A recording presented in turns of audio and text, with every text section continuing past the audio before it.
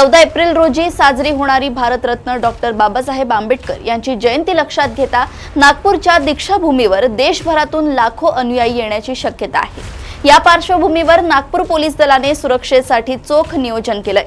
Bajaj Nagar police ठाण्याचे वरिष्ठ police निरीक्षक चेतन सिंग चौहान यांनी दिलेल्या माहितीनुसार दीक्षाभूमी परिसरात 256 पोलीस कर्मचाऱ्यांचा तगडा बंदोबस्त तैनात करण्यात आलाय।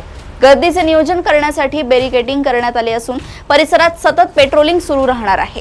तसेच कोणत्याही आपत्कालीन परिस्थितीवर लक्ष ठेवण्यासाठी आणि तांत्रिक तपासासाठी फॉरेन्सिक मोबाईल व्हॅन देखील तैनात करण्यात आली आहे। नागपूर येथून क्राइम रिपोर्टर विशाल सोबत ऐश्वर्या शिंदे यांची रिपोर्ट। दिनांक 14 एप्रिल माननीय भारतरत्न श्री बाबासाहेब आंबेडकर यांची जयंती असल्याने खूप उपासक उपासिका हे संपूर्ण भारतातून दीक्षाभूमीला येत असतात।